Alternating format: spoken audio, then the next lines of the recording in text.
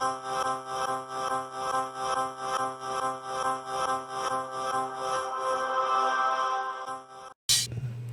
to the Lazaro Hive. I'm Ryan Lazaro, And I'm Matt Lazaro. and today we're going to be speaking about the Daily D, the Daily Dose. Today's topic is going to be about D3 plus K2. Well, mostly D3, but we have this one right here that has vitamin K2 in it also. So we're going to touch on how that is relevant under certain circumstances. So, Ryan, I would say over the last 2 years, it's probably a more popular product than ever. Yes. I feel like it's extremely popular. Oh, yeah. A lot of people have gravitated towards it, especially with all the fires going on and people looking for it for immunity support. Yeah. It's definitely, we've seen a growth of the industry and demand for it. Yeah. And you know, we want to have this little segment basically to educate a little further more about the supplementation of vitamin D3, because supplementation of vitamin D is not necessarily the same as actually, well, there's some similarities in the sense of actually getting it through your food via your diet or even from the sunlight, which is the primary way that most of us get it, right? And so I really think everybody should actually get blood work to go check your vitamin D levels anyways. But one of the things I want to address is I would say there's a big misconception that just simply by adding vitamin D to your diet, supplement-wise, it's going to miraculously enhance your immune system and give you immunity to a vast arrangement of things, which is arguably really false, you know. Because we see it all the time, right? We see people that don't even take care of themselves half the time. They come in looking for vitamin D specifically, along with maybe some other things, but they're still not really looking to change anything. Yeah, they're not looking to be proactive in improving their health, just taking something to put a Band-Aid on it. Yeah, and so part of what we should do is elaborate a little bit about why your vitamin D levels could be compromised. And one of the prominent ones is primarily a simple one, is because most of us work indoors. Yes. Right? And depending on where you live, and if you live where we live, we get, I would say, quite a bit of sunlight, assuming you're actually going to go outside. Yeah. You know, and you know, depending on your complexion will also determine how long you need to stay in the sun to actually get adequate levels of vitamin D via the sunlight. And basically, in a nutshell, the lighter your complexion, the less sunlight you need. Because I mean, if you're a redheaded ginger with blue eyes, and that means your ancestry usually came from somewhere like Ireland or Scotland or something like that has very, very little sunlight. Yeah, probably would not need as much exposure then. Well, that adaptation of their skin pigment is how they get adequate sunlight. Yeah. And then obviously the darker you are, the more sun exposure you need. And we see it more often that there's larger vitamin D deficiencies in certain communities, like the African American community, especially because they won't. Most of the time, they're not in the sunlight, or it's not encouraged to be in the sunlight. Arguably, I mean, most people work 9 to 5. Yeah, come home. Possibly they're going to go to the gym, so it's also indoors. By the time they get done, it's dark. Yeah. So the exposure maybe once a week when they go out on the weekend or whatnot, and that's all they're going to get. But I remember an interesting thing you had mentioned as far as absorption of vitamin D while outside is actually through your eyes. Yeah, so some of the literature says that you should ideally not have sunglasses on and have your arms exposed. In your eyes, there's a particular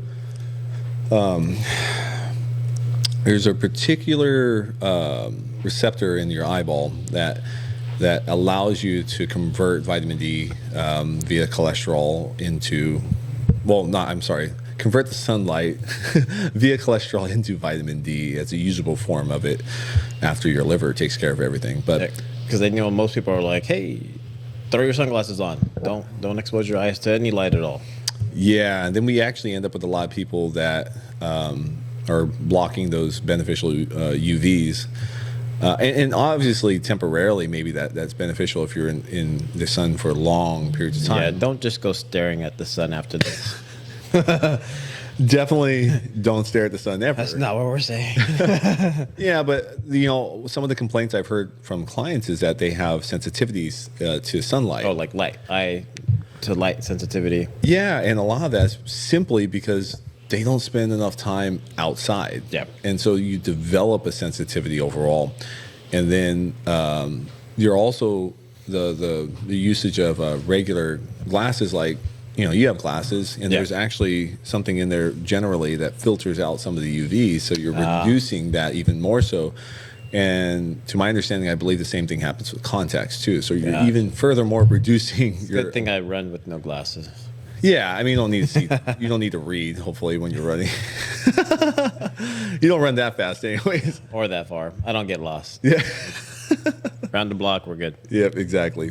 So, nonetheless, getting your vitamin D levels up by spending time in the sun is likely the best source, right? We do get it from foods. Primarily, what you're getting D3 from is the actual animal products, primarily like really eggs and whatnot, the yolk. Yes. Well, I believe you can even get some of it with eating mushrooms too. Gotcha. But it's usually in the fattier meats and stuff. And a lot of that is because at its core, it does all start to an extent in the fact that these animals eat grass, and grasses need sunlight. Yeah. And a lot of these chemical processes are transferred through there that allow us to be able to use them in. What do you think, besides the not enough sun exposure, is the other reason people are deficient? Is it because their diet as well? Yeah, so something as simple as causing deficiencies could be related to sleep deprivation. Someone has a really bad sleep cycle, working graveyard, right? So yeah, I mean, that's even worse because you're Work only all night, sleep all day, basically. But the problem, so one of the complicated things is just because you take a vitamin D supplement, when those levels are low, you will increase the circulation of that hormone in your body, but it doesn't guarantee it's actually going to do anything. So if somebody's still eating like crap, sleeping like crap, not doing all these other things to actually be a healthier individual, there's no proof that it's actually protective at all. Gotcha. And so it's like with all of this data that's been being pushed out, even with COVID and stuff like that, I think there's a huge misunderstanding where people think, oh, if only I just take vitamin D, along with whatever else that they're recommending, that they're going to be resistant to disease. Mm-hmm. That's not true at all. Yeah. Like they should be getting outdoors. Well, most people are just generally not healthy. That's my But argument. I think that's getting outdoors will help Yes. go and move them in the right direction. So there's an interesting thing. Getting outside actually has more of an association with other things, like mental health, yeah. Movement, stress regulation, and being exposed, like in the woods, in the mountains, in the ocean. You get exposed to other microbiomes, and that plays a role in basically get outside, get dirty, strip down, run through the woods naked. You heard it from Ryan. So if you get arrested, you can blame him. That's usually on a full moon, but showing a full moon too. Right?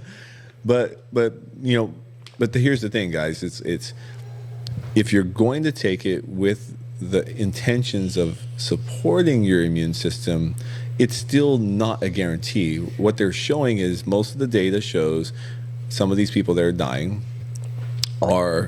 the majority of them are deficient, but that tells us it doesn't mean that if they took vitamin D that they would have not died. Yeah. There's other things in their lifestyle that are most likely, like comorbidities and just the fact that people are just going to die, unfortunately, from disease, let alone what's going on right now. Yeah. But there's just a huge amount of bad information where they're saying, if I take all this stuff, I'm going to have a good immune system and I'll be fine. No, that's not how it works. One step into many preventative measures then. Yes, exactly. And there's still a chance you're probably still going to get really sick. And it's just an inevitable thing.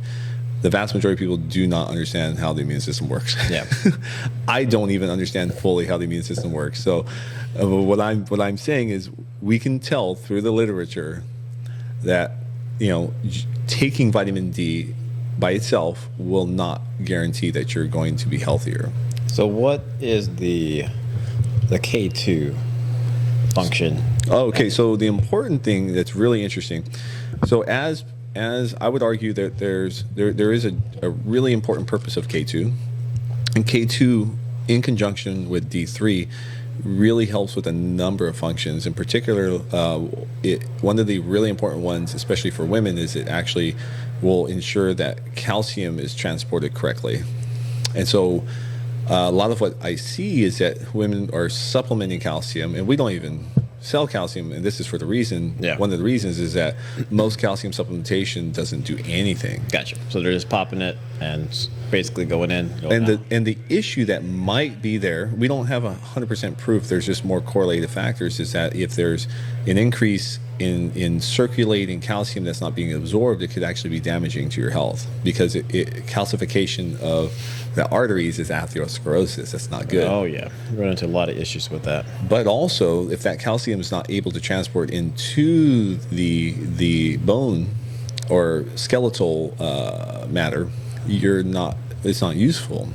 But K2 helps with that. But K2 and D3, they work in conjunction with each other in terms of creating better bioavailability. But K2 in itself actually helps with a number of processes, and I would argue that, that there's a huge gap in most people's diets. But generally, it is, if you are eating generally a well-balanced diet overall, the need for a lot of these things is lower. It doesn't go away, but it's generally lower. We don't just tell people, just take this, just take it. Because. Yeah. So you mean I can't just drink a glass of milk to get my calcium? Get strong bones? Yeah, the funny thing is with milk, the amount of calcium that's available to absorb is even far less than just eating broccoli. So the commercials are lying? Yes. No. Yeah, the dairy does play an important role, I would say, as a calcium transport. But dairy, which is why I like my cheese. gives Ryan strong bones. No, but there are other reasons why your vitamin D levels could be suppressed, aside from the stress, the sleep, and stuff like that. You could actually have them. Actually, I put a little list together. I'll read it off for you guys. One of the primary things that I've seen that we've been able to measure in some clientele is magnesium deficiencies. And magnesium, I would argue, is probably the most common mineral that most people are deficient in. And the issue is most people take a really cheap and crappy form of magnesium when they do take it, and then it ends up just giving them diarrhea. But, like we have this magnesium right here, and this is there's multiple forms of magnesiums because they have different absorption rates. So if something absorbs at a faster rate and a slower rate through your intestinal tract, you're likely to absorb more of it. But magnesium deficiencies could be associated with less vitamin D, but typically, here's the thing, just because your vitamin D levels are low, I know I sound like a broken record, but just taking the vitamin D doesn't address anything. It's almost like if you have high blood pressure and you take blood pressure medication, it artificially lowers your blood pressure. Yeah, but if you're still eating like an asshole and not doing being proactive, yeah, and you're still severely overweight, and there's a bunch of other things, the likelihood, and the research says this, the likelihood of reduction of a cardiac episode is none. Meaning it's just the same. Sorry. So the likelihood that you're going to have a cardiac episode, even while on blood pressure medication, is the same. Still equivalent. Exactly. It's horrible. So it's almost like, why would I take it, right? And the same thing almost applies across the board in all the cholesterol medication. So I'm not telling you don't take your meds. I'm just saying if you don't do other precautionary things to address what's essentially a signal, an indicating factor that something's wrong, you have to address the root of the problems. And when people have deficiencies in magnesium, we usually see diets that are really imbalanced. High alcohol consumption, high refined processed carbohydrates and oils and or fats, or just an abundance of the typical standard American diet. Yeah. So it comes down to almost making a change in your lifestyle then. Yeah, you inevitably have to. Yeah. Because it's Like what brought you to this point? yeah, exactly. Tone it down. But that's the thing. Like if you don't, it's not to say that there's no positive effect at all. But the type of effect that people are looking for it's just not a real thing unless you actually address things at their source. Yeah. And there's reasons, like I said, why you have magnesium deficiency. So if you supplement magnesium, you still should change your damn diet. Yeah, you right? can't just be taking 10 different pills Yeah. and all these powders and just think miraculously something's going to change. I mean, just like with weight loss in general, you can't just take a bunch of products and expect the weight to just peel off. Exactly. Some of the other reasons are having a really messed up gut. So if you have constipation issues or the opposite, where you're having loose stools all the time. So just overall gut health. Overall gut health, having too often loose stools, very bad. Having no movements every day, very bad. Yeah. So one leads to other issues and others, but like if someone's excessively going to the restroom, they're not absorbing anything. Yeah, just usually. going in, going out. Yeah, and so it's not that, and so in that circumstance, if you take vitamin D, it doesn't fix the gut health, right? So you have to address that issue, which usually stems with what you're eating, how you're managing your stress, and a whole slew of other things, and possibly some means of intervention with gut health, maybe some supplementation, depends. Other things are going to be like general inflammation. So acute inflammation, or arguably maybe not acute, sorry, more of a chronic inflammation where someone's constantly dealing with something like an autoimmune issue, or if they're perpetually beating themselves up. Like physically? Physically. Yeah. That's what it sounds like to me. Yeah, to an extent. Like some athletes could cause themselves to have deficiencies by not being able to recover enough. Yeah, just excessively carrying themselves down without the proper recovery. Yeah. But also we're talking about just in general, going back to, I would argue, diet. Yes. If you're eating something of a standard American diet, if your refrigerator looks like you buy everything at Costco, I mean, that could go pretty well. Well, but yeah. I mean, I'm only buying meat though. Yeah, I was gonna say, if your pantry, generally, if your pantry is more full than your refrigerator, there's issues in inflammation. Definitely a lot more processed foods. Yeah, and I'm not saying don't eat processed foods. I'm saying if the majority of your calories is coming from refined foods like chips and Hot Pockets and frozen foods that you have to fry, reheat, and French fries and things like that, the likelihood that you're going to have a correlating factor with that inflammatory issue, there is a high likely chance that your vitamin D levels are going to be low.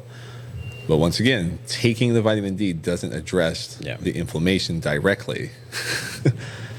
So, I mean, under that circumstance, I would say making those dietary changes, maybe starting to get your EPA, DHA levels to adequate level, via supplementation of fish oils. Fish oils. Yep, exactly. Not that you need it. It's just, I'd say the majority of people that we deal with don't want to eat fish on a regular basis. No. Yeah.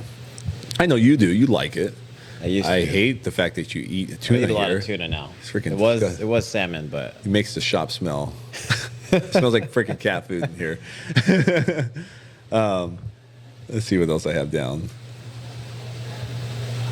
Another one that's really interesting is air pollution. So we probably all have low vitamin D. Got a lot of that right now. Yeah, all those fires going on and all this smoke, and then one of the more prevalent ones I've been seeing more often is lack of glutathione. And glutathione basically is the master antioxidant in the body. So one of the problems with antioxidants is that we don't necessarily need to take them, right? You need to do things that make the body produce the antioxidants. Because an antioxidant is a byproduct of it's like an hormetic stressor. So if you have the right circumstances, it makes your body produce it, and then it helps offset the excessive oxidation. But the lack of glutathione adding glutathione doesn't fix the problem. You have to prevent excessive oxidation and maybe figure out how to fix the glutathione, which fortunately, one of the more popular things that have been more popular that I've been trying to tell everyone to take for the last 10 years is N-acetylcysteine, NAC. Yes. And that NAC is actually, has been shown it directly converts into active form of glutathione. So it works, right? Other things that increase your glutathione are going to be whey protein. That's another really great one.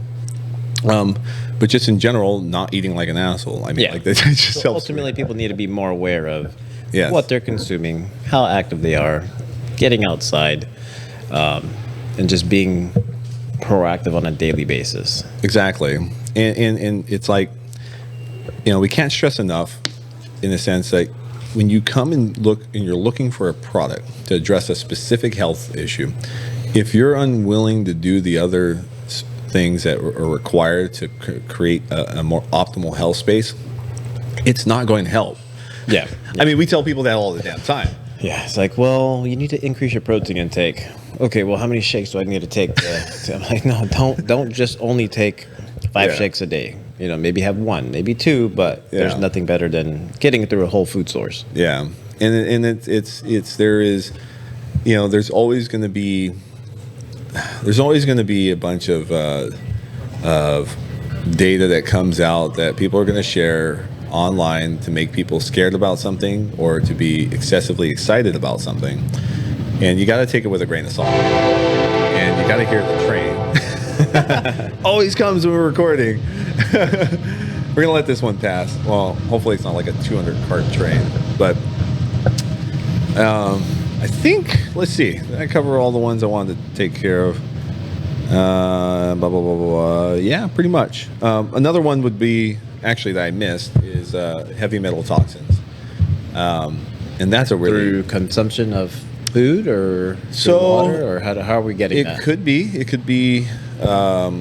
in water, it can be in your food. More likely it is in something you're consuming. It could be drinking things like this. You might get some leaching of those things. And even things that are not directly heavy metal, you can get BPA exposure, so bisphenols and stuff like that, the plastics. Oh, from like this. Yeah, that's the one you probably shouldn't drink. This is why I typically only drink out of stainless steel.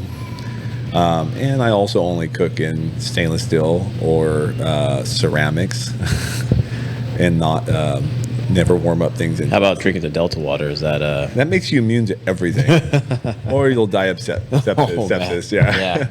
But the heavy metal thing is kind of weird. One thing that's actually more common than you think is from talking to some of the docs that I know that test for those things. They said that the people that tend to have more heavy metal exposure recently are actually marijuana smokers. And a lot of that, because you got to remember these plants, they mine the minerals. Yeah. And they mine everything. So however things are grown in these soils, and then you're literally smoking them, you end up with high levels of certain types of heavy metals, possibly. So that's in one example, one I can really think of off the top of my head. But I also recommend people usually have filtered water, right? Like, not drink out of plastic water bottles and things like that. But all in all, that pretty much sums up the majority of those reasons. Just like Ryan said, you got to look at the whole picture. Yeah. Regardless of whether... not just take the vitamin D, take the protein, and we're done. Yeah. If you're going to do these things, you got to do all of them. Yeah. It's a lifestyle change. Put you in the right direction. Yes, sir. Yeah, I think that's about it for this one. Alrighty, that sounds good. That's a little update on vitamin D3 and K2. A little bit of magnesium talking as well. Get that. Went over some calcium. If you have any requests, message us on Instagram or Facebook on Lazaro Nutrition. Also, or on YouTube. Or on YouTube, yeah. Follow us. Lazaro Podcast, Spotify, iTunes, and YouTube as well. But thank you for tuning in to the Lazaro Hive, where we thrive to educate and entertain you. Cheers.